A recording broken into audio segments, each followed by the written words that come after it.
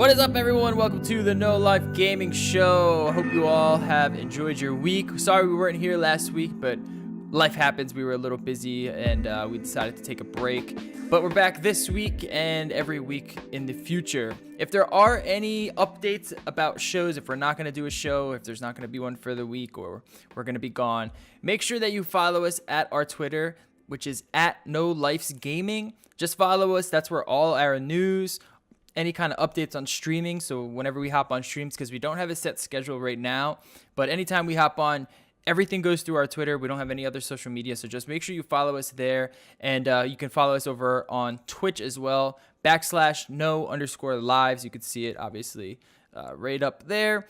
And also, we're going to be streaming to a bunch of other platforms as well. I've set up a Restream account, which pretty much streams to all of them. Twitch, and then there's the new Beam or Mixer, and there's a couple other weird streaming services. So I figured, why not try to hit all the platforms at once with Restream, because they make it really easy to do so. So just follow us on Twitter, and then any kind of account that you have, if you're a Mixer fan or Twitch or any other streaming service, you'll know which ones we're streaming to, and you can hang out with us there. We got a lot of news tonight. We're going to try to keep the show relatively on time, which is about an hour and a half. We don't really want to do crazy long shows, so we're going to try to do our best to get to all these topics tonight. If not, we'll bring them over till next week. We also will be doing E3 live impressions come when E3 starts. So again, make sure you follow us on Twitter. You can get updates on that, and you can check us out. That'll be live, and you can hang out with us and go crazy about E3. But without any further ado, let's bring on the co-hosts. What's up, dudes? How you guys doing this week? What's up, duh? What's up, duh? What's up? What's up, duh? That was pretty fucking weird. Made no sense, but okay, we'll go with it. We got a friend who that's how they will always join Discord and chats. It's just Dude, I think I might have like a sound clip of that somewhere. To be honest with you. no, yeah. Are we gonna start incorporating soundboard effects? Yeah, I know, right? Go Zoo Crew with it, like a Zoo Crew radio show. Check out the new Battleborn game. Oh man. You gotta have the toilet flushing, and then some guy like, oh yeah. To be fair, those are the proper sound effects for Battleborn. That's true. Yes, that's true.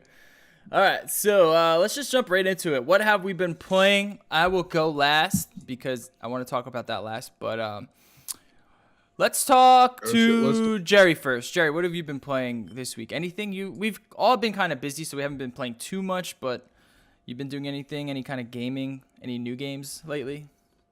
I've been not really new games. I've been playing a couple of games with some really good updates though. Basically CSGO got a huge operation finally for the first time in a year and a half, which has been a lot of fun. And then a bit of City Skylines mass transit DLC, which has taken over my life, but I want to do a big thing on that next week, hopefully, and actually have a video for it. City Skylines, you said? Yeah. Basically, they did a entire DLC towards transit and adding a bunch of new features for the public transportation and stuff like that, because the game's a city builder. But they added a bunch of cool stuff, and also some kind of crazy stuff. Like they added monorails, they added blimps, ferries, like more different types of trains, things like that, which has been a lot of fun. But mostly, I'm not gonna lie, it's been CSGO. Yeah, man. City Skylines, what SimCity 4 should have been. Yeah, we don't talk about that game. Is it like the best sim game that's come out in a while? I've never played City Skylines. If you like SimCity, then buy City Skylines definitely over SimCity 4. Mm-hmm. No, they basically learned from all of the old SimCity games and actually made what, in my opinion, is the best city building sim to date, hands down. It actually works exactly how you think it should work. All of the systems in the game run beautifully. The game actually fucking runs. Right. But like the other thing too is from the start they just completely welcome the modding community, which was also huge for that game. So like there's a lot of replayability in it. Everything works exactly how you'd like, and you can go and just get some crazy mods and things like that. Like, I mean, it even goes down to the level of like traffic planning. You can build a road and have it going onto like a roundabout, onto a highway, stuff like that, like you would think of like building a city. And you can even change it down to the level of choosing stop signs, street lights, lane changes. Like you have basically full control, and it's a lot of fun for like just trying to make a city that works. Now, one thing about those kind of games is like there's like a certain kind of end game. Like you want to try to build the biggest and best city. Is there like certain objectives or like a story to it? Because I think that would kind of bring me in more, because I'm not really motivated to building the best city like I used to be. Like I kind of want like a goal, which is kind of why I'm looking at like the Civilization games, kind of filling that void. Civ's good, yeah. The main game mode is just build a city. There isn't like a campaign or anything like that, or really a story. It's just a bunch of really cool maps, and like it is. I mean, it's the goal is what you set, but that being, and a lot of the maps do have like huge challenges and stuff like that. Like I've been playing one map that's been a lot of fun where the place you start, you can only use like a quarter of the first tile, and everything else is like basically tiered up a mountain, which costs a hell of a lot of money to actually get an entire system of a city like working up a mountain.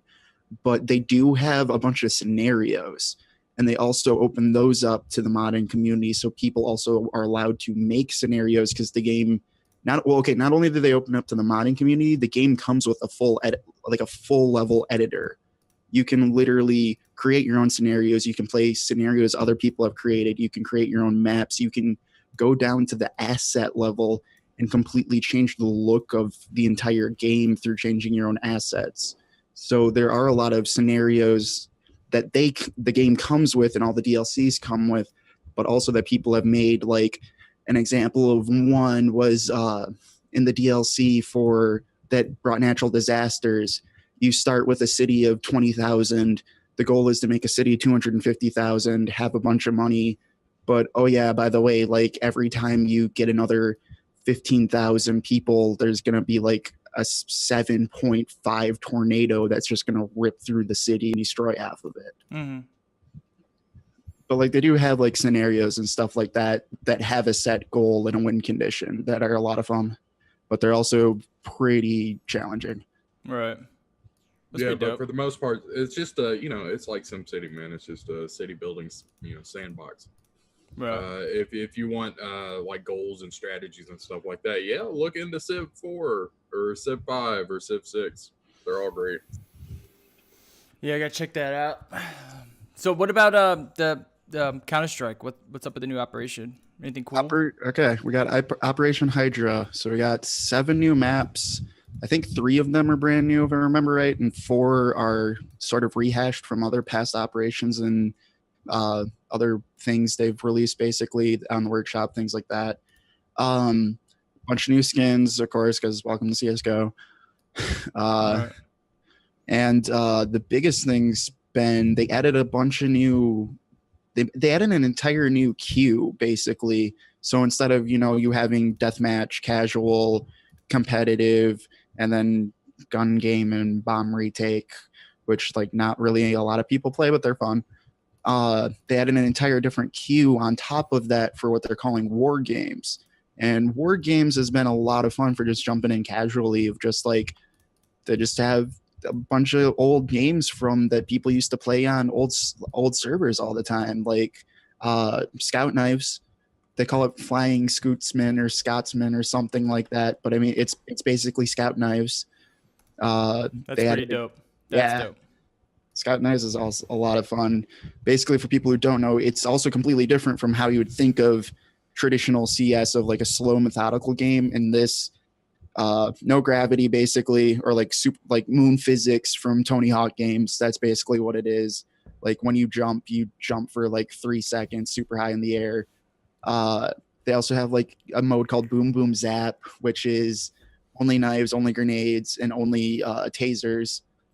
Like they just added a bunch of silly game modes that are a lot of fun. So that's been kind of refreshing, basically, to like not just have CS all the time. Yeah, that we were talking about that, and it's like they needed to kind of shake it up, in my opinion, to bring on more casual players, because it's such a like you can't just hop on CS anymore and expect to have like a casual experience. Like every game is like do or die and go crazy, or you're training to go MLG. But I think if they Dude, add in like even modes the like this, it's silver cool. one 13-year-olds are going MLG, dude. They all are, dude. Yeah, like everyone is, dude. You step into competitive, you're gonna have a fucking little 12-year-old screaming, "You better be fucking good, kid." I kind of would like to see like a new Counter-Strike. I'm kind of getting tired of Global Offensive. I don't think that's going to happen anytime soon. I think I they're don't just think going so to keep either. building on Geo. Which is a shame, in my opinion. I like, if you guys remember Condition Zero, Yeah, I thought that was a really good one because I liked how they had the other they modes had in little there. campaign and stuff like Yeah, that. and you had like Yeah. different, like it was like how Call of Duty had that one kind of like those weird missions, like you had to like there were just objectives. That's kind of what Counter-Strike did. I thought that was cool. I would like to see like something like that with Counter-Strike again, or some kind of more casual kind of experience, but also lead you into getting better. I don't know. I'm just over Counter-Strike. Maybe that's just what it is. Been Well, playing forever. yeah. Like, Maybe speaking that, of- or you're just longing for a first-person shooter single-player experience, because we rarely have those nowadays. Like the last good one we had was like Doom. Yeah, Doom was think- good. No, there's a lot of first-person shooter experiences that have single player. Single player though, like The I last mean, Call of Duty on single player was actually pretty good. was it, or was it just shoehorned in? No, it was Yeah. actually pretty good. It was well, pretty good. how long was it though? It wasn't Yeah, that long. It wasn't Yeah, that long. exactly. Like But- if you can beat it in like a sitting or two, I don't know. It was like a weekend. You could beat it in like a weekend. Maybe a little longer than that. But it was good. It had interesting aspects to it. It wasn't groundbreaking or anything. It was much better than the other ones though. But yeah, Doom I think probably was the last favorite one. I wish could we get a new Wolfenstein? That'd be dope. Wolfenstein would be cool.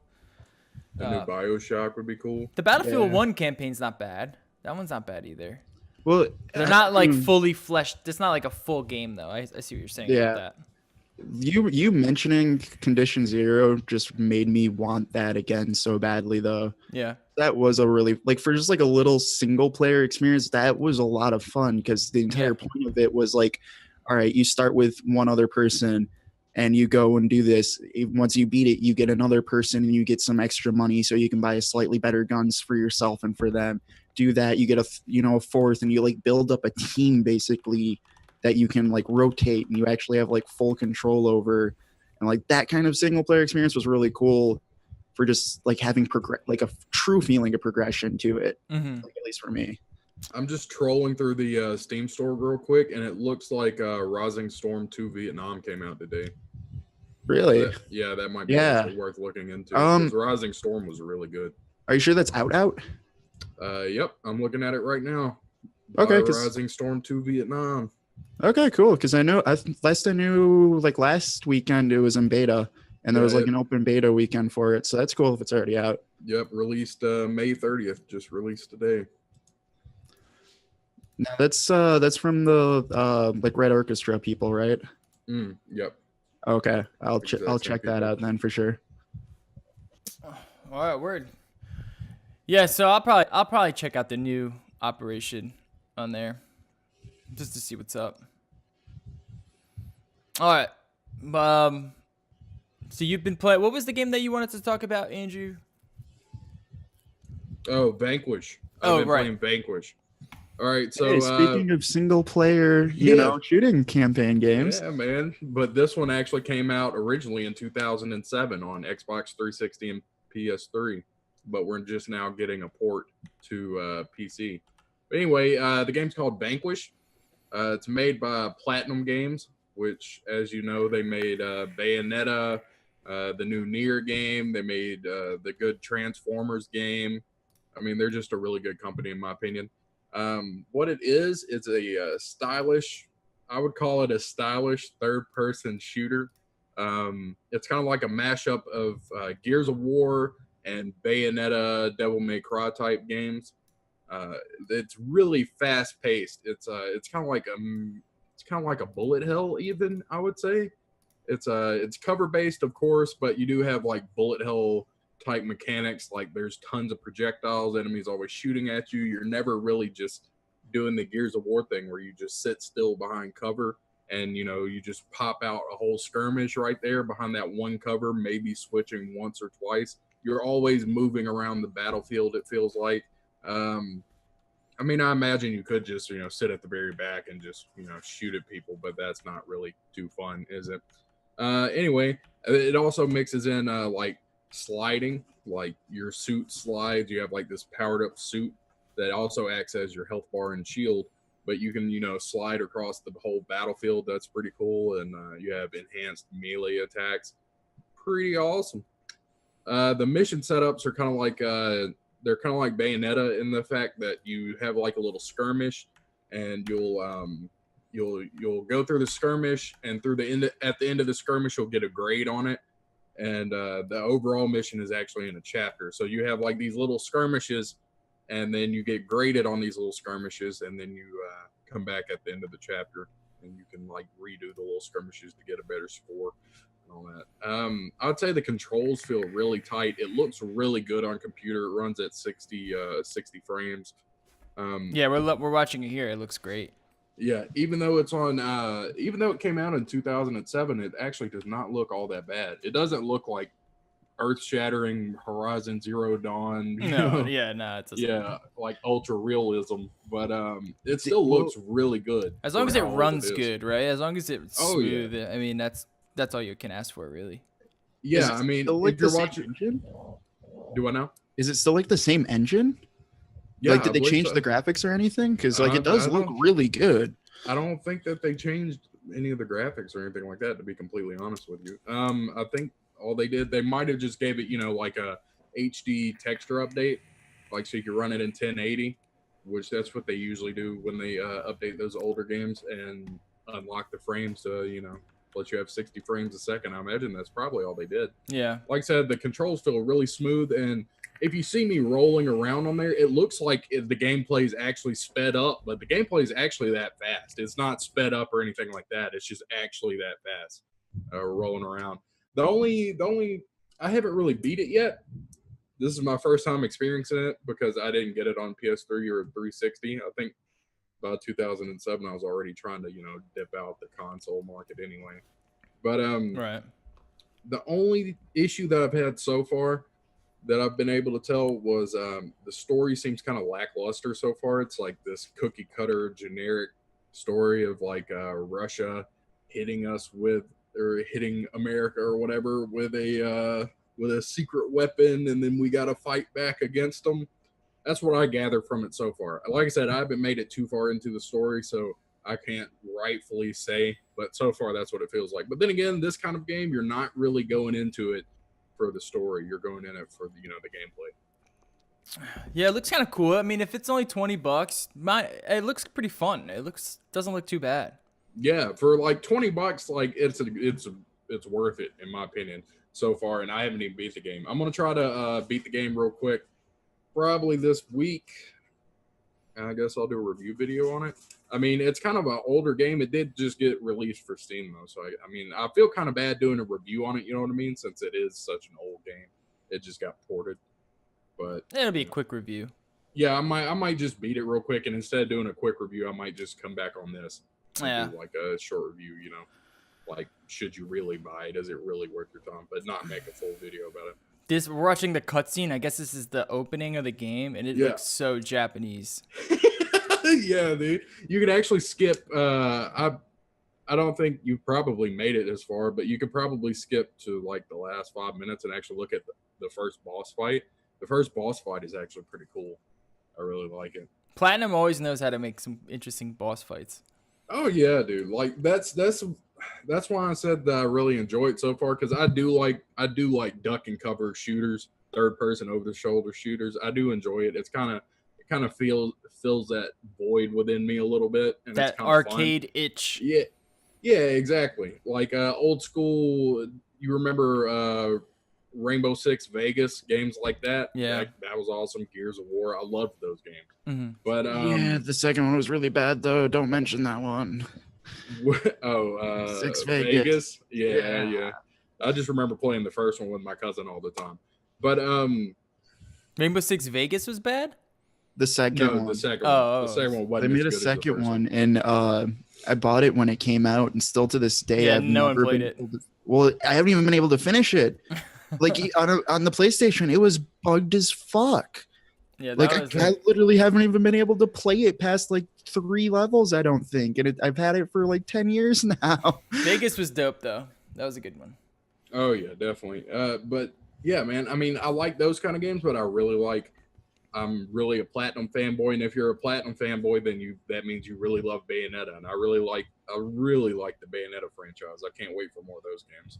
But yeah, they introduced like this wacky element of big bosses and extremely high paced action. It's really great, man. That's like that old school just gaming trope that you gotta.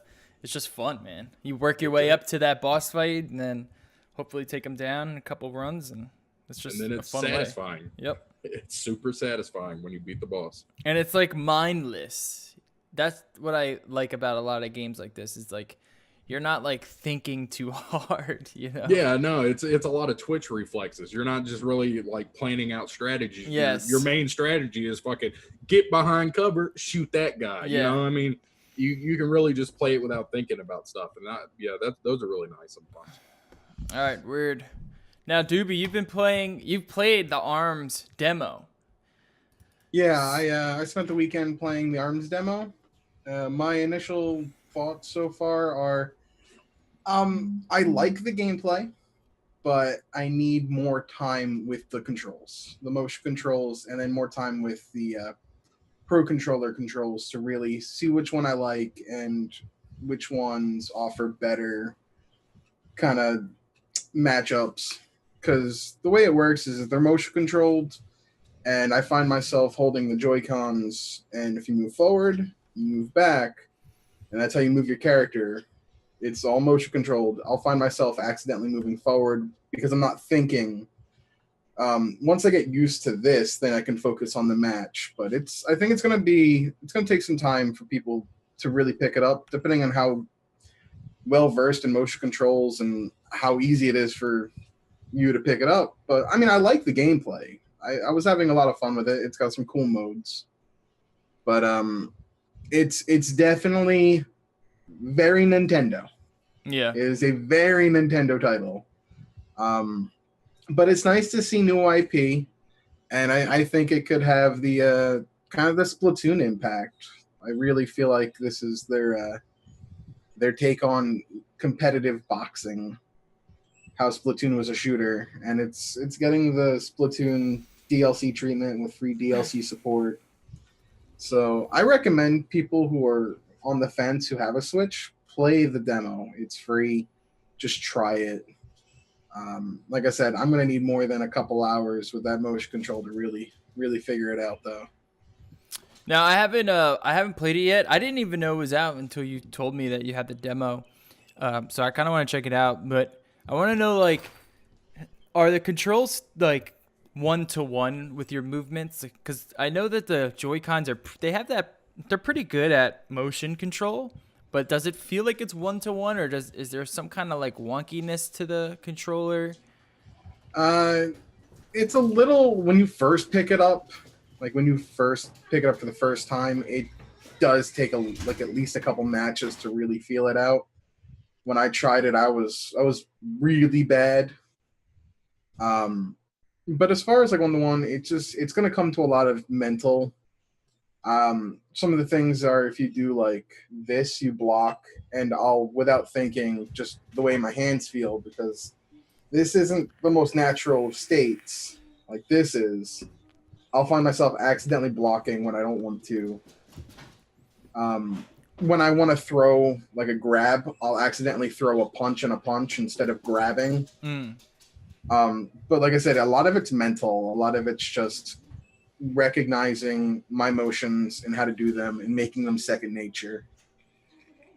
Yeah, because I think if the controls are rock solid, I think that like having a motion controlled kind of competitive game would be it would probably be one of the first ones. I'm not aware of any other motion controlled games that are competitive, which is actually really cool because that introduces a new kind of skill level into gaming. You know, actually having to move almost like a real sport, like how real sports have like actual physical movements to them.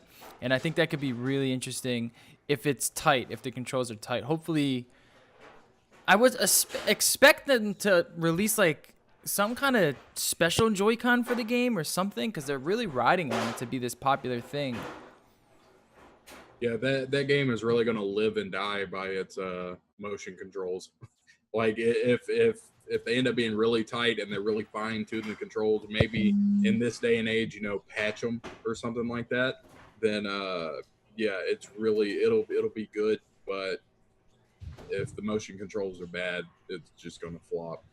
I want them to have good motion controls because it sounds fun, but I also have this weird thought. I want them to have good motion controls, and especially if they could come out with like their own controller. Okay, so this is my dream right here. It'll come out with its own controller that you use with each hand, and then you're able to take the Joy-Cons and put them on your shins and make it a kickboxing game. So what you're saying is you want the sequel to be legs. Yes. Yeah. Arms and legs. And with the legs DLC. The third game will be head, shoulders, knees, and toes. Yeah. And then you just have you're just strapped with all Joy-Cons all over your body. Just got rubber bands just Dude, everywhere. If When they're able to do do we just it- become G Gundam? I don't know, like that, like if they can figure out the controls, that's like the first way someone could do like a kickboxing game like that. Because like, I mean, it would be okay. I think like I thought that before, like for VR games, I think that'd be really cool.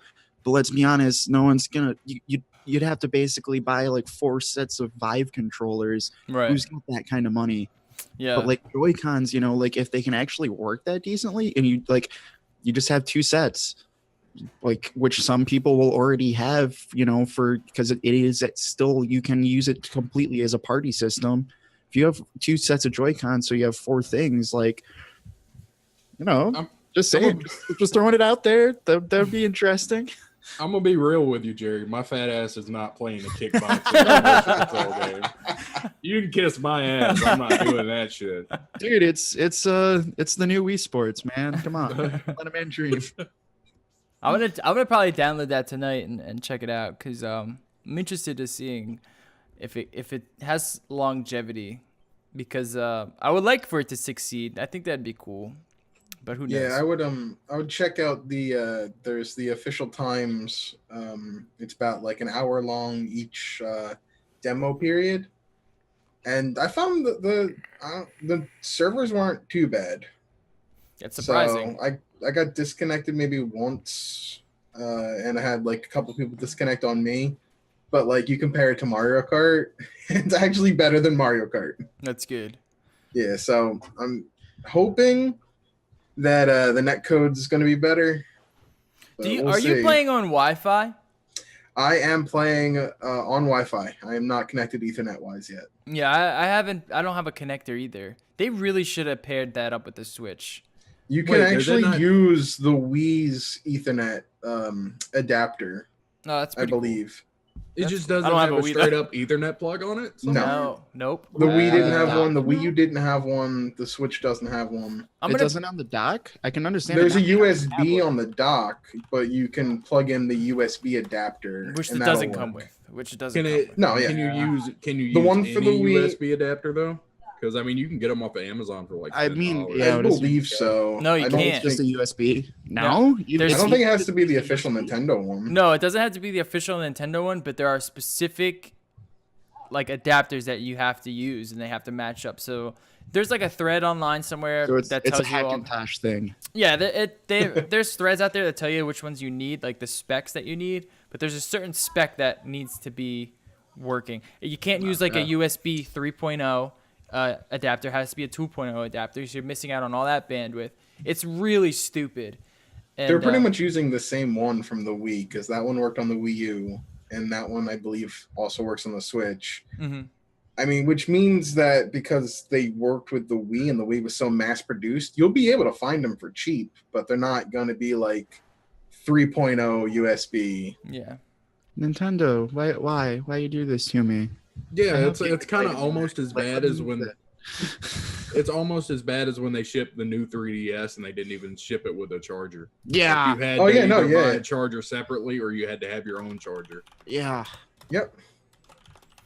Like, I mean, if you're going for that comparison, I think it's less of a sin to not have an Ethernet adapter, but Yeah, still they- have a fucking Ethernet adapter. Yeah. Yeah, I'm not. It's stupid, but Like that still annoys me that thing did not come with a power. Like, how do you ship something and not have a power cord with it? yeah. Nintendo. Yeah, it's Nintendo. The dock is basically just this shell of a USB hub. Is really all Have it you is. seen? Wait, have you seen like the people who made their own like portable mini docks? No. Yeah, apparently they took the insides of the dock out and just like homemade, like DIY'd, just like a block that does the same thing that the entire bulky like dock does. That's actually awesome. I feel like if Nintendo themselves were to come out with something like that, that would make the system even more portable. Wait, Like can you a still dock it? Raspberry Pi kit. Yeah, no, you That'd be can cool. dock it and everything. It's just you're going to be plugging in like the USB-C yourself to put the signal to the HDMI. So there's like the dock itself is pretty bare. Like the main component, the main like chipset is in that back, like that board. Safe traveling Nintendo Switch dock. I that the don't think one? anybody's selling them yet, but there's been a lot of DIY ones. Yeah, that are no, pretty this is a cool. post on someone's DIY one. It looks like there's like an Yeah. engraving on it. Yeah, people have been doing their own engravings and things, and I mean it's pretty cool. Like you throw that and the Switch itself into like a backpack, even a small bag, and you can just take that right to a friend's house and play on the TV. Yeah. The dock itself, I feel, is too bulky to really like throw into any of these like Switch things. You'd have to bring a backpack it for certain.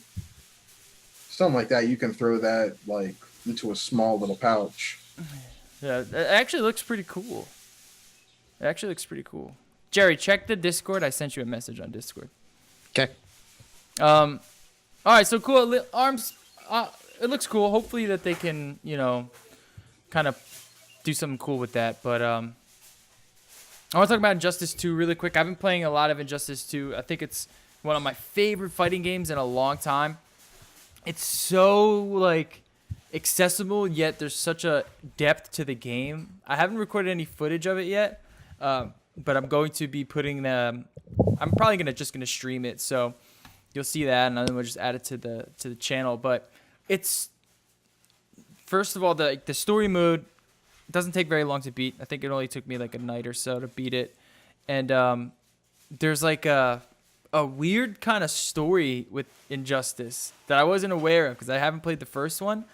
And it's like Superman has gone crazy. He's like this douchebag, and Batman is trying to save him, and you bring all these other superheroes and they all get involved, and they're split between sides, and then you end up all having to fight Brainiac, who's like this crazy god-like alien dude.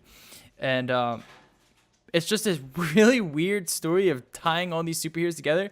But surprisingly, it works really well, and I really enjoyed the story, and it helped me like understand the world of Injustice and understand why the superheroes act the way they do.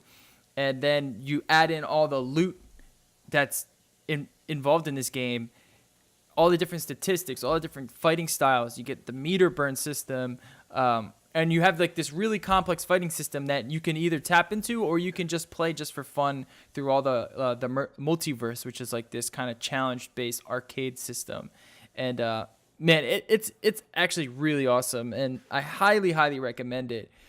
if you enjoy fighting games, because it's still just a fighting game at heart, and there's still like that really steep learning curve that you kind of have to get through to get, I don't know, I don't want to say like get good at, but to enjoy it. Because if you're not willing to get better at it, you really won't enjoy it. But with that being said, I think like the world and then the loot multiverse objectives really wrap you into wanting you to get better. Then you tie into like your favorite player, like who's the guy that you use all the time, and then you tie into maybe online if you decide to like try to get competitive with it, which is really difficult.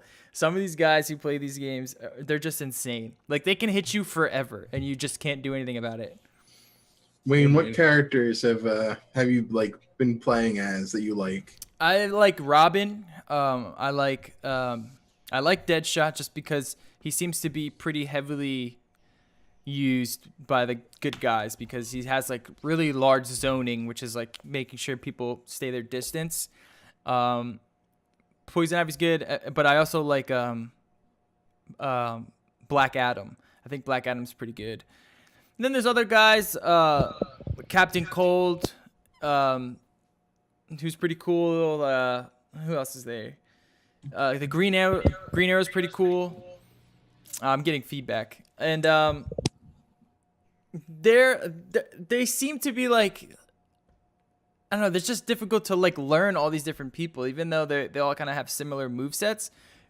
It's just you have to kind of stick to a certain group, and I've really been sticking with Robin just because he has the sword, and I'm just good with him right now. But once you get to that level of like playing against really good people online, you can't be your favorite person. You have to just be the best person. And right now it's Deadshot and Poison Ivy, and there's someone else too that's pretty popular. I forget what his name is. It's all about that meta game. Yeah. Did you see I saw the reveal for Red Hood. I thought that looked pretty cool. No, I haven't seen that. I have not seen that. Yeah, Was that a DLC? Yeah, they announced Red Hood for DLC. Let me check this out. So Injustice 2 looked really good. Like graphical wise, it looks great. I heard that the net code's really good. I've watched Maximilian Dude, which if you guys don't know him, he's a really big name in the fighting game community. And if I want to see something for fighting game, I usually watch Maximilian. Yeah. Really? Yeah, he's probably one of the best sources you can get on fighting games. But I watched him play it. I watched him play through the story mode. I've watched him play online, and he also is playing a lot of Robin too, by the way. But that's good. Despite how good the game looks and how good the system looks and how good the net code is, I'm not going to support the game for two reasons. One, because it is so heavily projectile and zoning based. Yeah. Like you're really at a disadvantage if you don't want to play anything. If you don't want to play projectile based characters or zoning based characters, you are going to be at a disadvantage. And that's not really my play style. I don't like that. I like in Ultimate versus Capcom 2, my favorite character was Wolverine, if that tells you anything. I like going in there and just going all out, you know. And also, when the game released, it did this thing that a lot of games are doing now, where it had that 3-tier release where you can pay for the base game for $60. For $70, you can pay for it. You get the base game plus, I think it was like 4 DLC characters. Or for $99, $100, pay $100 and you get the game plus 9 DLC characters. And is there really DLC at that point, or is it just them cutting out content? And not only on top of that, but we're not even a month into the life cycle of the game, and they're already announcing new DLC characters. Like, I don't know, man. No, I completely understand. I completely understand that it's stupid, but I also understand like these games are starting to get really expensive to create, and they have to recoup those costs in some way. So I don't mind like a pre-order or some kind of like DLC pre-order that is a little extra money, especially with fighting games where these characters, they cost a lot to develop because they need to just be balanced, and it takes a lot of man hours to do all that. that being said, they did go a little crazy with like the Ultimate Edition. You know, 9 people that aren't unlocked. That's a lot. You know, maybe if it was like 3 or 4, and then maybe some later that you can opt to get by itself. But Yeah, like what that's about crazy. cosmetics? Like I'm totally okay with cosmetics, like cosmetic add-ons, stuff that doesn't add to the actual experience of the game, but it's just for aesthetics. Like Yeah. I'm okay with that because I can not spend the money on it, or I can spend the money on it because I'm a grown man with a job. I can, I can make my own decisions. But yeah, I'm totally okay with that. But when you alter the gameplay experience that much, 9 characters, that's a lot. There's a guy in the game. I forget his name. There's a lot of guys in this game. I forget their name because they're just so weird.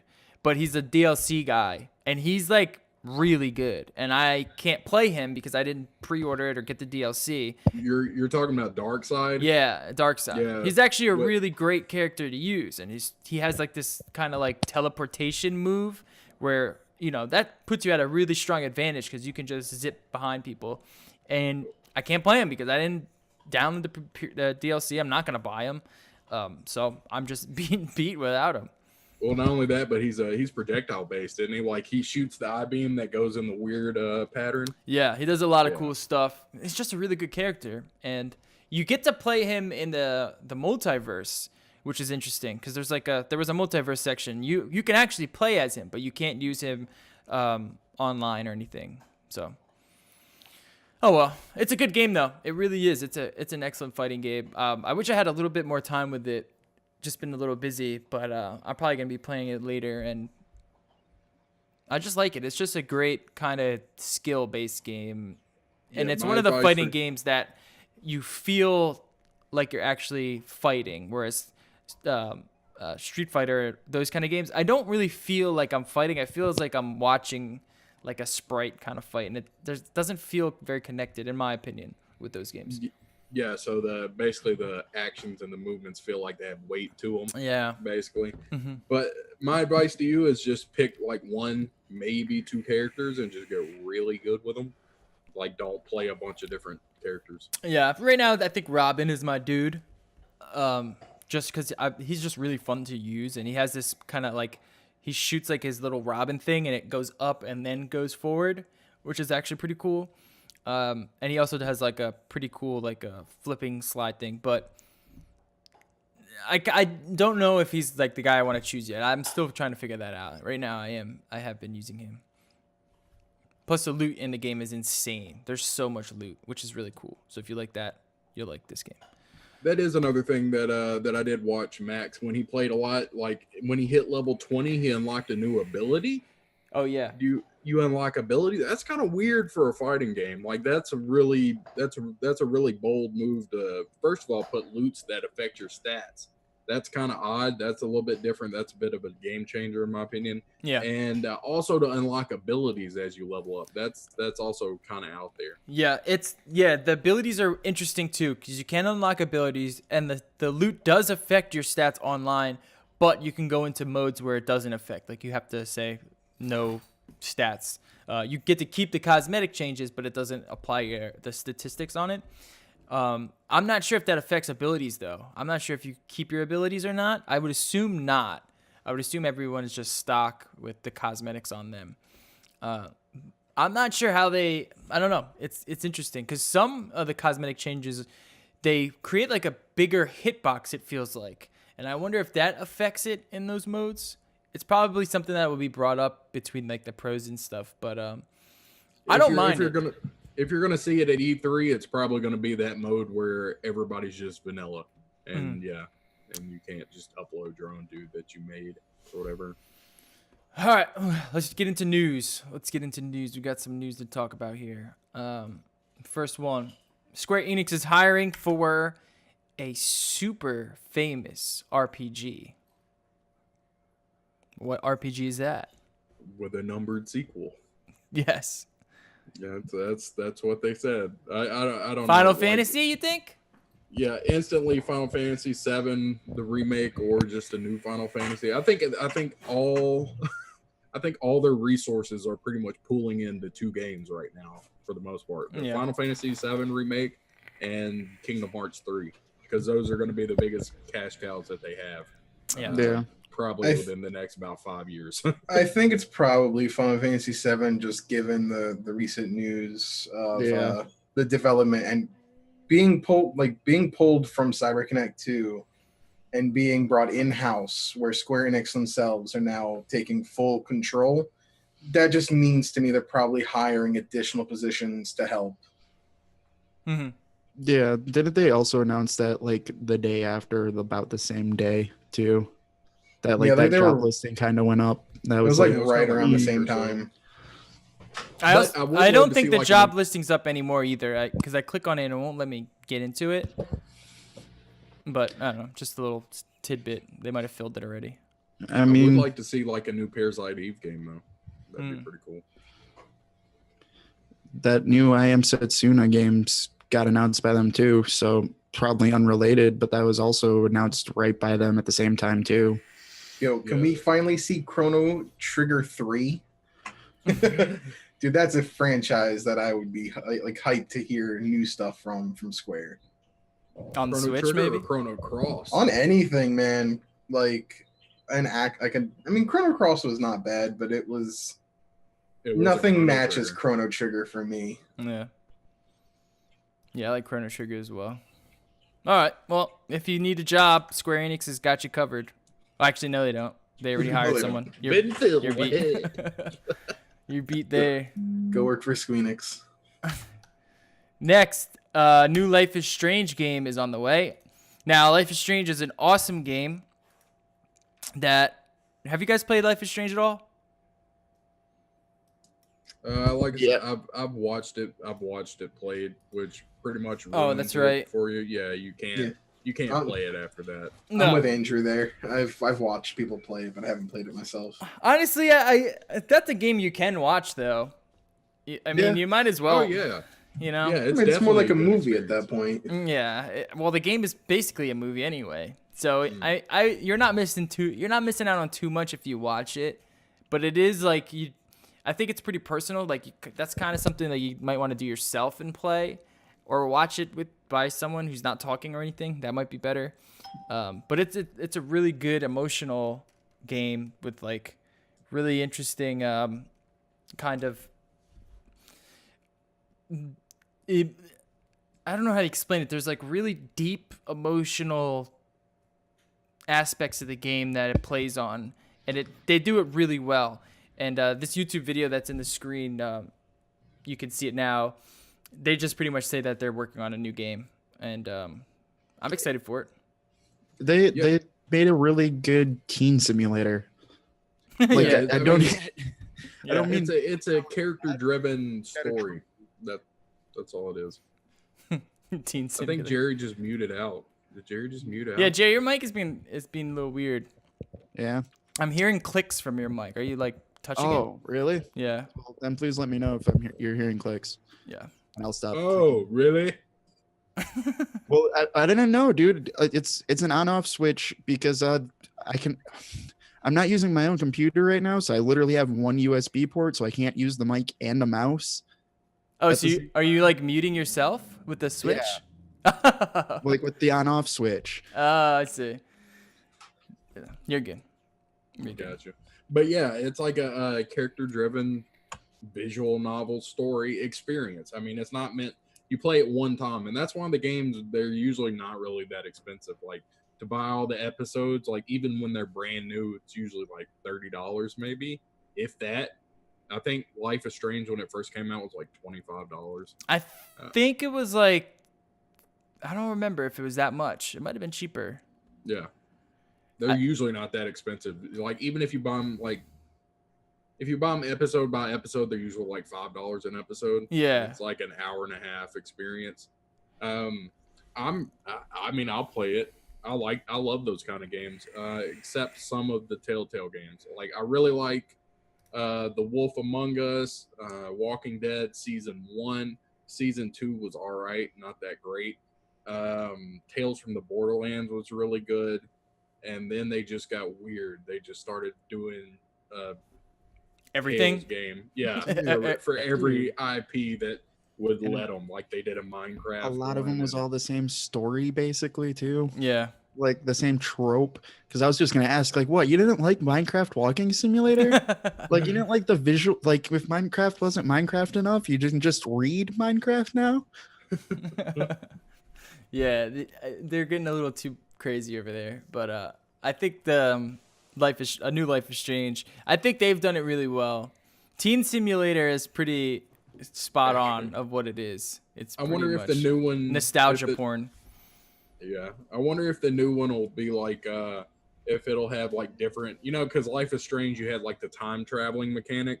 I wonder if that's like the mechanic that's going to be specific to Life is Strange as a franchise, or if it's going to change to a different mechanic or what. I would I'd be like to really see a new interested. mechanic, personally. The time travel was cool, but it was more of like, I don't know, the story is really what you want to hear about, right? So it's not like this. It doesn't really add too much to the experience. You know what I mean? So Yeah, it does add to the story though. I would like to see maybe a new thing that they get into, maybe new characters. I don't know. This story feels ended to me. Well, that was what I was gonna ask. Is it the same main characters, or like a same main character? I don't think Or we is know it- yet. I don't Okay. think we know yet. Wouldn't that be legit if all the if it is the same characters and all the information and all the decisions you made from the game before will carry over? That'd be amazing. Yeah. And like how Mass Effect was supposed to do that. Yeah. Mass Effect is supposed to do a lot that they fumbled the ball on. Tech news. We got some tech news. GTX 1030. GTX 1030 has been released. Dude, Babby's first graphics card, man. Like I said, I think it's just going to be like when you go to the store, like if you go to Best Buy and you buy like what's priced as a mid-range, but it's really not a mid-range PC. It's not going to be for gaming PCs. It'll just be for PCs that come pre-bundled with it. In my opinion, I don't think anybody's going to buy the card not for $100. Nobody's buying the card. That's the thing that we need to talk about is the pricing structure, because they're saying it's retailing $70 to $100. If it's that, All the way up to 100? yep. What? If it's that much money, then you can just get a 1050, which is substantially more powerful than this You card. could already get a 1050 at that price point. If they're going all the way up to 100 with them, I've seen 1050 Ti's drop for $100. Yeah, that's what I'm saying. I mean, you would just get the 10. This is a very specific card for a specific niche, maybe a specific build. I don't understand. I don't know. I really don't know what you would need it for at that price point. Because if you, I don't know. I don't know. The biggest thing I would guess is low profile cards. Yeah. Because like the 1050, there are some low profile cards, and I think there's like one 1060 and one 1070 low profile cards. But of the current generation, there's actually not a lot of low profile cards. There's a new 1080 low profile coming out. I do remember that, but like you're pretty much limited to one option for all of them, and it would be interesting to actually have a couple of different low profile cards for home theater PCs and stuff like that for streaming. Outside of that, yeah, I would agree with Loco. Yeah, it's kind of a useless. There's someone out there might have a use for it. I don't know if maybe you can go SLI with it, like with little SLI build. That'd be pretty That'd be interesting. terrible. It's got. I don't even think it has a thing. I doubt it even No, it has doesn't. a bridge on it. It definitely does not. It's just like a little. It looks like an M.2 with like a heat sink on it. There's no fans. It's a completely fanless little chip. 384 CUDA cores, 1468 on the boost clock, 3000 on the memory, and it's 2 gigabytes of GDDR5, which is so I guess if you're like a photographer video editing, that might be a good idea if you're never doing any kind of Photo editing. Maybe. Yeah. I would not do video editing. No, you could do some video light Like, you video can do some editing. Basic, yeah. Yeah, you're not going to be making any movies with it, but that's probably the only thing that I can see that being okay for. That old games, I'm sure that could actually, run probably most old games at 1080 fine. Yeah, but you Like, can also not just that use the or- integrated i7s or i5s they're not that bad. The integrated graphics on them are not bad anymore. True. I mean, they're also a I step don't up see for anyone like. with an i5 buying one of these though. Like if you're gonna go for an i5 or especially an i7 and you're gonna bundle it with this, like Yeah, it'd be weird. really? Yeah. Yeah, I guess if you were like if you had like an old PC, I don't know. I have no idea. I'm just reaching at straws here. But you can get it if you want. They're offering it. Super binned. It's just weird. Supports Dude. resolutions up to 7680 by 4320, which I believe is 8K. So that's kind of cool too. Even though you're probably not gonna be able to run a I PC was gonna at say 8K. support can, also mean yes, it will run this at 15 frames. Yeah. And that's weird. Like I don't know, that was actually surprising because like the clocks are actually pretty decent on that. It's just it doesn't have any CUDA cores Yeah. pretty much. So I don't know, that I could see that working for like esports titles like League and Dota and CS, Overwatch, like really light competitive games. That could be decent if you got a Dell kicking around or something. But I don't know. Streaming I'd want- PCs too. We forgot that. Streaming PCs. I'm more interested in seeing what the price range of this card will be in like 3 months. Yeah. It's like if this just tanks instantly and drops, to like 30 what I bucks. think it should be priced at like $40, $50 maybe. That is a 30, kick-ass card. 30 bucks. I would say I'd probably pick one up if I was making a streaming PC. Strictly, that's the only reason I would buy it. Or like a little tiny little photo editing machine, maybe like a little portable photo editing machine. But other than that, probably not really needed. Yeah, Now this is a new laptop. I believe, right? Is this what this is here? Are you looking at that NVIDIA thing? Yeah, the NVIDIA laptop. Yeah, that's I don't know. I'm not a huge fan of gaming laptops, but NVIDIA is bringing back their old like Max series. Max Q. Yeah, the Max Q is what they're calling it this time. It's an interesting idea. Basically, those old ones were the idea of building a. I mean, they're calling it thin, and I'll be honest, in the days of old gaming laptops, it's thin. It's still a fucking gigantic battleship laptop you really wouldn't want to lug with you anywhere. But the goal of them is they want to basically start releasing laptops with 1080s in them, Mm-hmm. which that's kind of cool to me. Like you could have a laptop with a 1080 in it and actually run stuff. Yeah, there's not many with 1080s in them now, and a lot of these gaming laptops are opting for the 1070 just because it's lower TDP and it has pretty damn good performance. That's pretty much where you want to sit is the mobile 1070 version. The 1080 you're going to need a lot more power, so it's going to be a lot bigger and thicker with I don't know how they're going to rock this out, but it does look pretty cool. What's weird is they have this graphic that says game performance, and they show it here, the 18mm gaming laptops. They show GeForce GTX 1060 at 1x performance, and then underneath it, the GTX 1080 with Max Q design at looks like 1.7x performance. So it's about 70% better. But why are they pairing that up with the GTX 1060? That doesn't make any sense. Why wouldn't they pair it up with like the 1080 by itself in desktop? It's kind of weird to me. Because you got to make it look better. I guess. Yeah. It's kind of a stupid bar graph. I don't know. It's weird. It's partially that, but these aren't the mobile chips. The point is it's trying to make an ultrabook and use as little power as possible so they can shove the actual desktop version of the graphics cards in them. Well, that's what I'm saying is why are they pairing it up with the 1060 and like it's relative to the 1060? They should show it relative to the 1080 because that's what they're using. Yeah, because honestly, Because obviously the 1080 is the gonna be mobile better. 1080 was probably about a 1060. No, the mobile 1080 is not too bad. NVIDIA is Yeah. good with their mobile chips. It's just the heat that they need to worry about. Let's see if there's any what they're talking about here with the heat and what they're doing with the heat. So they got a video. You guys can go check that video out.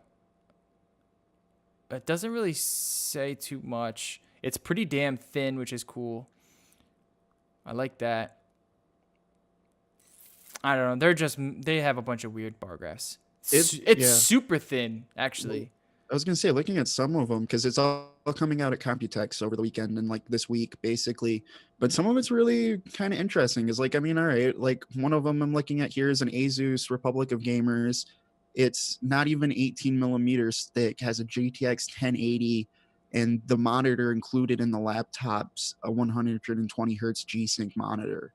Yeah, that's awesome. That's dope. It's gonna be like $5,000. I'm sure, That's but gonna be like, so if, expensive. say if for some reason you are someone who has very limited space and a lot of money, this is a interesting idea, I Yeah. guess. No, this is Wait, cool. now, what's the price point at? I don't see a There, price on here yet. Yeah, nothing's really been released yet. Like they pretty much just announced that they're starting to make these again, and they're really it's the other thing with this is it's a platform. They're trying to build this into its own platform, so in working with other companies. So there's going to be a whole bunch of price ranges, and also depending on, you know, if the people put in a 1080, if the people put in a 1070, et cetera, et cetera. Yeah. But for some of the the really high end ones, yeah, I wouldn't be surprised if they were $4,000, $4,500. Yeah. This one with the Asus Zephyrus GTX 1080 18 millimeter thickness, that's gonna be so expensive, especially if it's got a G-Sync monitor on there. It's probably gonna have 16 gigs, some kind of M.2. It's gonna be really, really expensive. The other thing that is cool though too, it is going to be really expensive. The other biggest thing, even especially when we were talking about heating, that's one of the cool parts about this, the way they've figured out how to design these two. It is still all running mostly off fans, but that same laptop you're just talking about, it's going to be rated 39 decibels and below. Yeah, At that's full awesome. Like that's insane for like a gaming laptop with a full chip in that. Like those things, that's the other problem with laptops is sometimes they get hella loud. Yep. Yeah. Honestly, I would really like to see them act like once they have been released into the wild for a little bit and see if there's any weird performance issues with them. I'd really be interested in that because as someone who does a lot of video editing, this would be perfect for that. If you can have G-Sync monitor, 100% sRGB rating, with a 1080 in it, you can just render any kind of 4K video really quickly. And they don't really have that many options for hardcore videographers mobile. Usually it's all like desktop builds. And I think this would be really cool. Oh, here they go. They said that under the hood, there's an innovative active aerodynamic system cooling that Yeah, I was just seeing this. expands the rear bottom corners of the chassis. And if you look, Yeah, it's like when you're actually opening the lid, it actually opens up more so the fan can push out more. that's actually really interesting. Yeah. And it's like it's actually like the way the fans even work, it's even like going through the keyboard basically.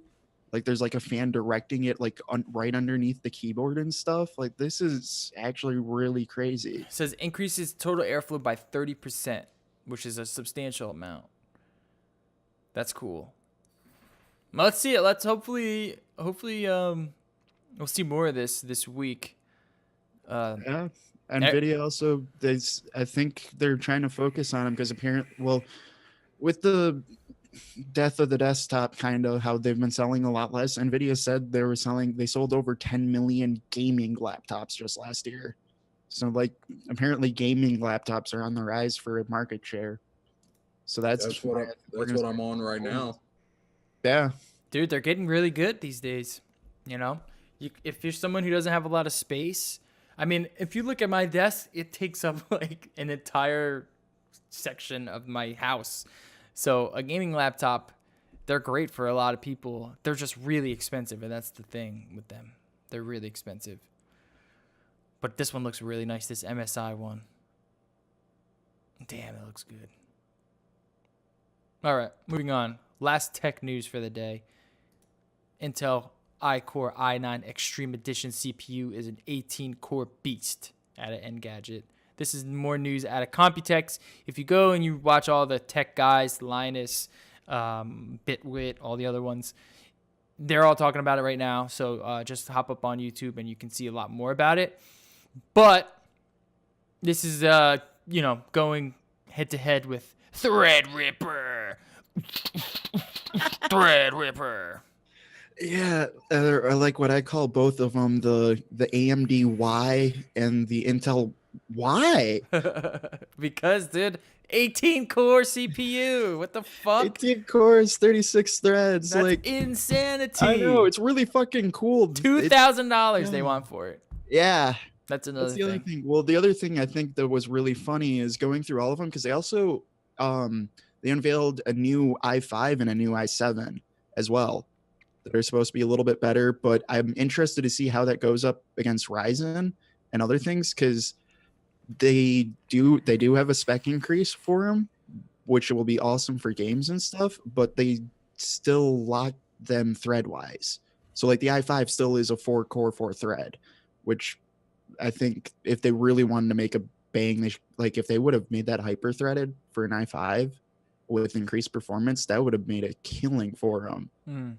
But the thing that I was noticing while looking through their spec sheets, and this is what really scares me about some of these huge super processors we're getting, like it seems cool. I don't think we're there yet. Like if that makes sense, because I was looking through the spec sheet and you just see every time they add 2 cores, that the clock rate of it's going down by 0.3, 0.4 for every like 2 cores they're adding, to the point where it's like they started with the 4-core sitting at, or like the 4-core 4-thread sitting at 4 gig. By the time they got to the 8 or 10, it was already down to 3. They haven't even announced what the 10, 12, 14, and 16 cores are going to be clocked at. And that's where I think that's going to get really interesting. Well, we got the 10 core clocks. Okay, 10 core, yeah. 4.3 and a 4.5 boost, which is not bad. That's not too bad. So we can see. That's the boost. That's the boost. I was talking about the base. The base for that goes down to like what, 3.3? 4.3. Is the base? Yep, 4.3 is the base, and it boosts up to no. I'm sorry. I was gonna say what? No, the base is 3.3.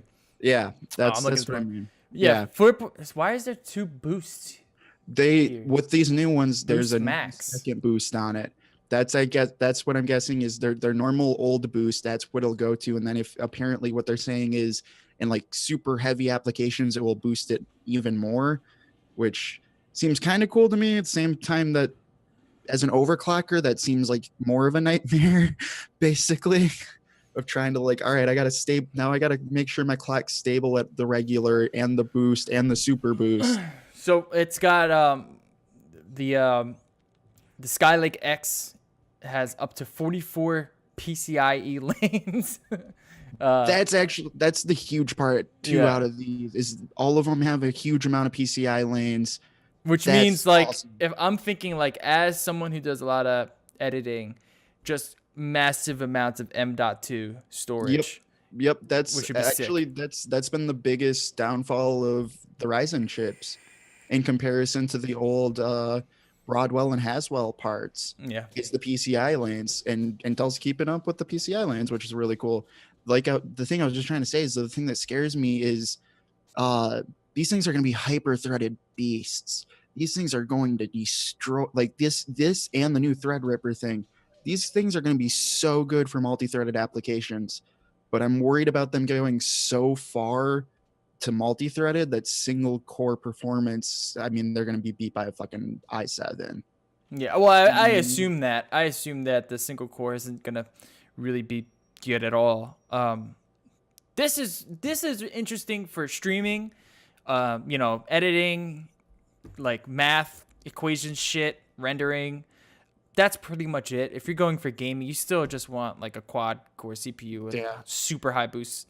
And but I'm interested in seeing how far you could push these, because if you can get up to about, if you can take like a 16 or not 16, that probably won't go that high, but maybe a 12 or 14 core and get up to maybe like a 3.8 to 4, I think that would be really cool. That's what I think the sweet spot will hopefully be. The problem too, which I'm hoping the Intel will actually be good about, because Intel used to be really good about this with the Haswell and this Broadwell E. They usually left 1 or 2 cores that could always clock to a very high rate for like single core and dual core and quad core performance things. So like if you were playing games, that's why they were good for games, is they were able to just basically run it as a 4-core machine. Yeah. And like That's true. really max those out. So I'm hoping they keep that technology and that would be huge. But the thing that where it's going to get interesting, especially for overclocking, is more cores is not always a nice dream of actually getting them all to overclock. Yeah.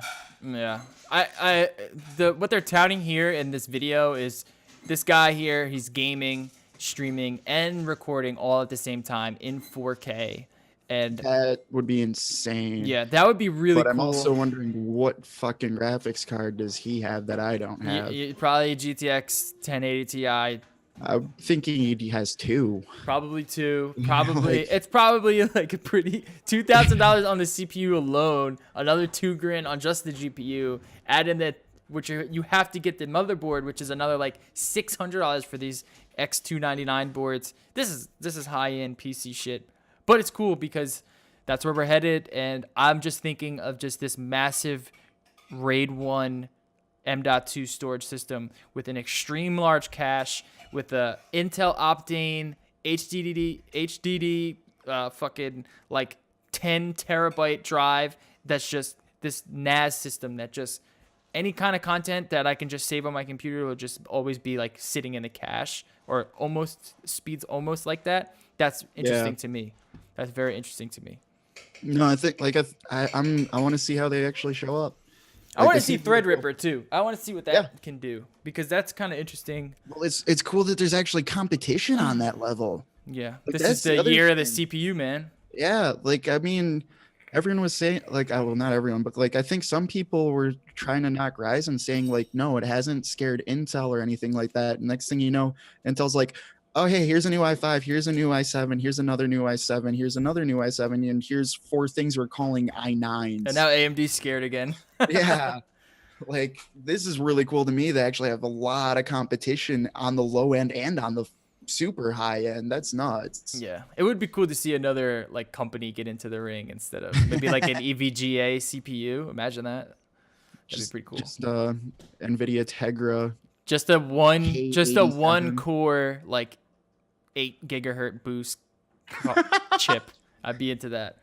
All right, we gotta move on. We're running out of time I here. will say just off those, the things that people really should also pay attention to were those 2 new Kaby Lakes. Yes. That's that new i5 and that new i7. That's where the real battleground's going to be throwing down for right now. Yeah, and those are the ones that you can pretty much afford. You're not gonna be buying the 20 core chip because it's $2,000 fucking dollars. Well, yeah, that new i5 came out at the same price as the 76K. Yeah, It's the same exact price. It's just supposed to be a lot faster. $242 is the retail price. It looks like, which is nice. That's dope. Okay, let's skip this, and let's talk about Destiny 2 will not use dedicated servers. This is big news for Destiny 2 fans, I guess. This sucks because what the fuck? we Fucking need triggered, this. man. You- Triggered. There's a It's lot of people who are ridiculous. pissed at this. There's a lot of people who are pissed. Well, yeah, it's peer to peer on a first person loot shooter. Like, hey, I'm supposed to raid peer to peer now, I guess. Okay. Well, let us remember that they have super secret technologies to battle cheating and lag. So God, why? I don't know, man. It's a really dumb idea. That it makes more sense them going with Blizzard now to have it on the Blizzard launcher, because Blizzard will crack down the ban hammer pretty fucking strong on Mhm. anybody who tries to cheat.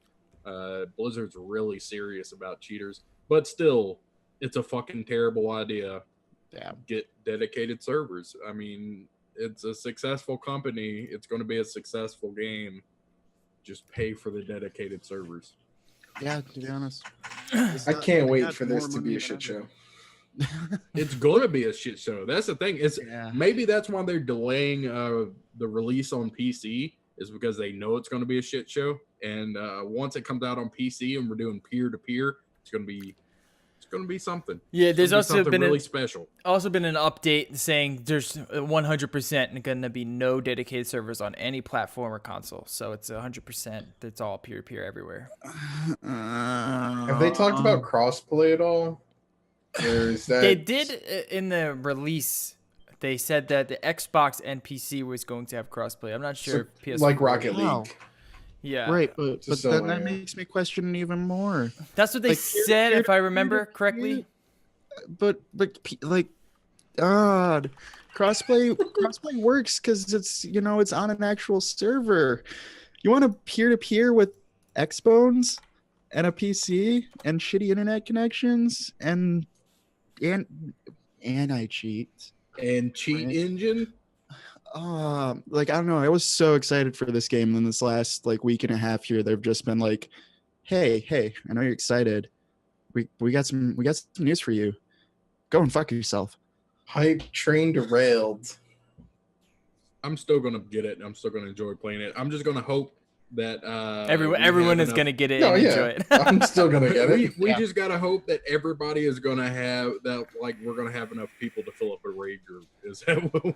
Yeah. That's what we gotta hope for. We gotta hope to build our own party because peer to peer is gonna be ridiculous and it's stupid. See, And I'll I'm hopefully really still enjoying have gigabyte internet. Let's make a raid group. Well, I still got it. I wanted We're all fucked. I wanted to like Destiny 1, but I got into it like a lot later than my friends did.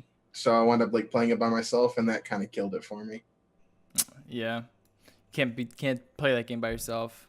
I got boring fast. Yeah. That's Well, why I was you excited better about pick it up early then with us because I think we're all gonna get it. You know, I'm gonna get release. Destiny 2 with you guys. I'm We'll going rate to it pre-order the Ultimate Edition. Well, I don't know. That's why I was really excited about being on the PC. Was like you could have an actual matchmaking system, and you could actually, you can make party systems and things like that a lot easier. Or even if they still did it the stupid way that Destiny 1 was, where you play the game on a PS4, then have to open up your fucking computer to download an app onto your phone to find a group to then chat on your computer while you play on your fucking console. Like, at least that would be fucking easier. All right. Monster Hunter XX Double Cross 20 coming to Nintendo Switch. So To this is like really big news for a couple of reasons. One, it's gonna sell like hot fire in Japan. Apparently, the special edition like bundle they did, it sold out in 100 minutes. Wow. Less than 2 hours, it's sold out in Japan. Two, I mean, it's a Monster Hunter game, which is one of like Capcom's bigger franchises, especially in Japan. But there's a pretty good following in the West. This is the updated version, I guess, of like the 3DS version of Double Cross. So, Which is just an updated version of Cross.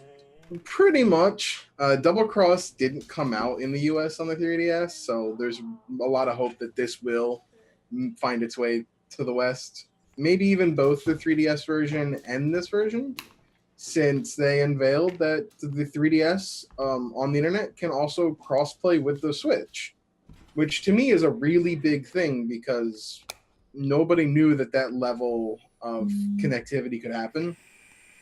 And now that we know that, there's a potential for that to be used with Pokemon. Yeah, that would be cool. And like this would be the test grounds for that. I'm not gonna lie to you. If they decide to not bring over Double Cross for the Switch to the West, I'm gonna rip my dick off in fury because I'm really excited about this. I'm a huge Monster Hunter fan. I've been playing since Freedom Unite on PSP, but yeah, I'm really excited for it. And I bought a Wii U just to play Monster Hunter 3 Ultimate. Yeah, it's one of those games I think people like who don't really know are gonna see it and be like, oh, it's just the 3DS version, but like really nicely upscaled. It's not like beautiful. And I'm just gonna be like, listen, it runs 1080p docked, and if it runs at 60 frames a second, that's going to be really good because that's a game that you're going to want to run at a good level, like consistent. Like I'm hoping 60. I could see 30. I'm hoping for 60. Oh yeah, Yeah. dude! If you run 60 frames on a Monster Hunter game, it's gonna be fantastic. It's going to be beautiful. It is gonna be great. But the thing I'm just hyped for is just an extra thumbstick. I just need that extra. I just really want that extra thumbstick on a Monster Hunter game. Well, you didn't get a new Nintendo 3DS XL? 3DS XL XXX Monster Hunter 20. You mean you didn't buy the Circle Pad Pro? No, I did not buy the Circle Pad Pro. I regret it, but I didn't buy it. But yeah, dude, I'm really hyped for this game. I really love Monster Hunter. It's really fantastic. And if they don't bring it to the West, I'm going to be really troubled. All right. It's got an August game. And it is a Switch game. Switch is completely fully unlocked. So it is region free. You can just straight up import it, and it comes out in August, which is like. Have you guys ever played imported games?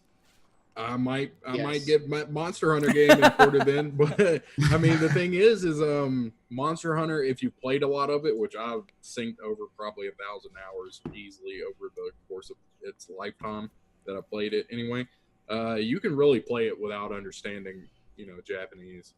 Like you can play it easy. Yeah, the only thing I've imported is I have a couple of Japanese Super Famicom games. Because Nice. I broke the tabs off of my SNES so I could play them. I haven't done that yet. I kind of want to get some old PS1 games. I don't know, I was super into like those weird Japanese PS1 games, but I need a PS1. All right, cool. Monster Hunter Double XL version 20 coming out. All right, we got one deep gaming topic, no reviews because like we said, we haven't gotten into any reviews. So let's try to hurry this deep topic up. Red Dead Redemption is getting delayed. Red Dead Redemption 2, I should say, is getting delayed. And this is due to Rockstar being Rockstar. They delay everything. Honestly, anytime they release a game, just expect it to be delayed. And it looks like this one is being delayed from fall to spring 2018, which is a shame because this is one of the games that I'm most excited about ever. I don't think I've ever been more excited about a game, except maybe, I don't know, Half-Life 3 or something. Excuse me. But this is going to be so awesome. This is going to be really, really cool. But I want to know from you guys, do you think delaying a game is a good thing or is it a bad thing? And are there limits to the delays?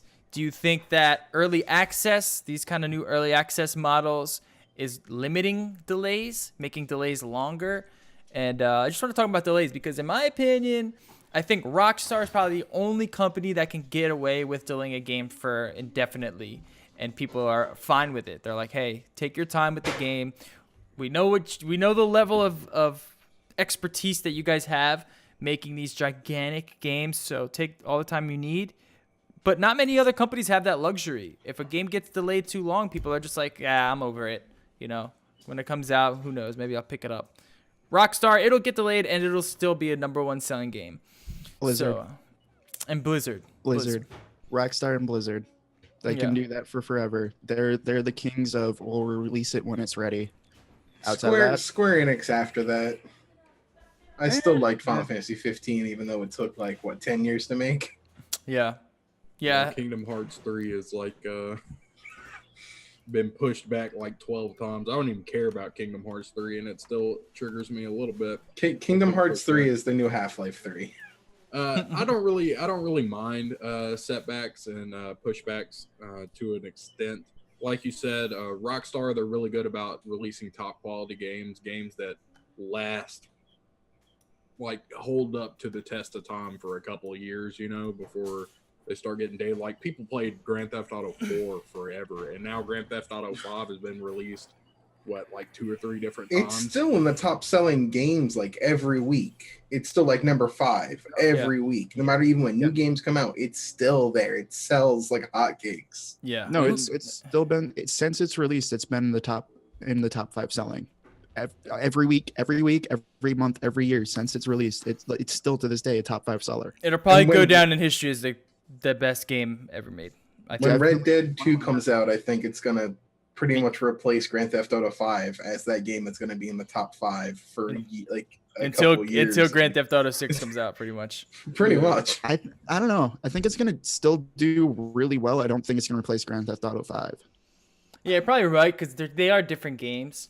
They are completely different games. Grand Theft Auto 5, I think, has longevity because of the mods and the multiplayer support. Yep. That's why a lot of And, people like, are playing the it. racing. Yep, there's still racing, and there's still like always things like that. Where like I don't think Red Dead Redemption has as much you can do with that, like longevity wise. Yeah, unless they introduce some weird kind of Wild West online multiplayer, which would be so Yeah. sick. Yeah, I was about to That say, would be you know dope. they're gonna do. They're definitely gonna do online. Like imagine Um, like you are like John Marston or whatever you are, your own creative character, and you just have the vast Midwest, like the entire Midwest, and you can create like saloons and you can have fortresses and go attack other saloons and bases and towns and rob trains all online in this big that I would play for the rest of my life and be completely So content. Michigan, But yeah, I mean, I think there's a big difference also between early access and delaying a game, because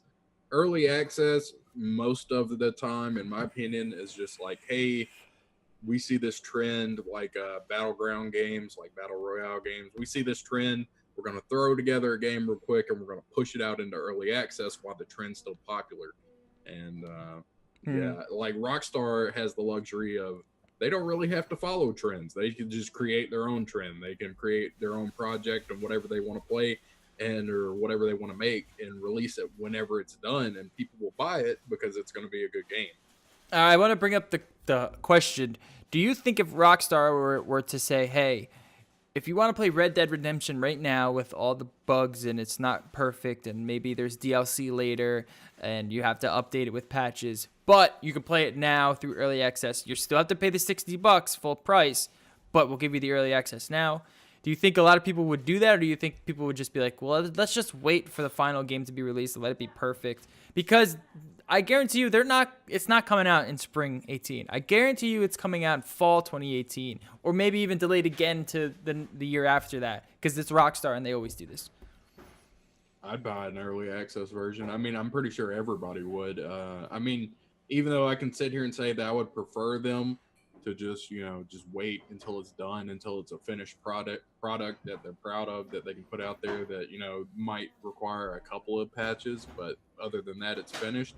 Even though I sit here and say that, I would love an early access. I would pay for early access, but I think just about everybody would. Yeah. I'm gonna Especially for a take the game like that. opposite.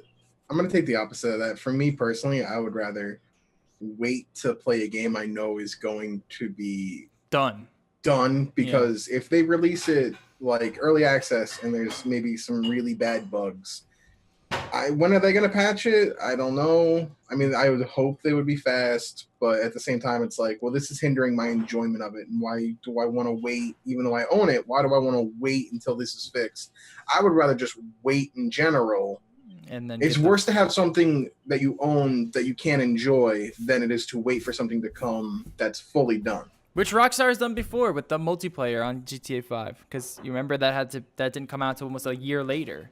How long did it take? I think it was like a year later. It was yeah. after they released it. It was after On they PC. released it on PC and Yeah, and the newer PC consoles. came out like a year later. Yeah, and then they finally gave you the multiplayer, and then that was actually a smart move for them, because it ended up selling right back up to the top spot, and I don't see them stopping this trend of whatever they're doing.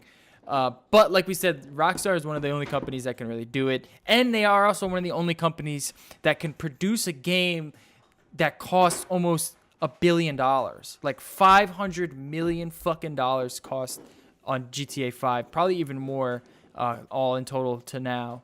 And there's no other, maybe Activision, but there's no other studio that can match that type of funding for a game. So when you have that funding, it needs to sell good, because there's just no way it can fail. The company would go under if it didn't sell the way it needs to sell, if it doesn't make $1 billion, which is insane. But that's Rockstar, dude. That's why they're fucking rock stars. I want to go back to what Doobie said real quick. I do understand the whole concept of if you buy a game in early access, like even though you might enjoy the game when it's actually finished, a finished product, like your experience in early access, like you might have a bad experience. It might sour you on the game. Like if you get caught in like some frustrating bugs or just some concepts of the early access type game just don't make you happy. But that being, like, I totally agree with that, and I would much prefer a finished product. But that being said, if Rockstar yet tomorrow came out and was like, hey, we're just going to release what we have right now of Red Dead Redemption 2, you can buy it and experience it, and we'll just patch it over time, I would buy it. Yeah. I mean, nothing can be as bad as like Arkham Knight PC Oh, yeah, that shit was terrible. That was or Watch unplayable. Dogs PC. Yeah. Or, Ubisoft in general. But then you also still have those ones that go on forever. Like, DayZ. Daisy. Oh, yeah. 4 years strong, baby. How long is PlayerUnknown's Battlegrounds going to be in early access? That's the thing. Probably Is another it 2 early years. access? I think until nobody plays it anymore when it's not the flavor of the month in like Then it'll Happy officially be year. No, released. I think that will actually get released. Yeah, like that is that dude's baby, and he made that entire genre. So I'm pretty sure, like, if any of them are gonna get finished, it'll probably be that one. Well, I think because it's his baby, I think he's going to want to keep adding things until it's perfect, and then he's going to play it safe and say, let's wait until it's 100% perfect, which you can never do. Perfection is a fleeting thing. Maybe he'll just keep it in like a DayZ situation, just keep patching it with weird new things, and then, like you said, once it stops selling, then you release it, and then there you go.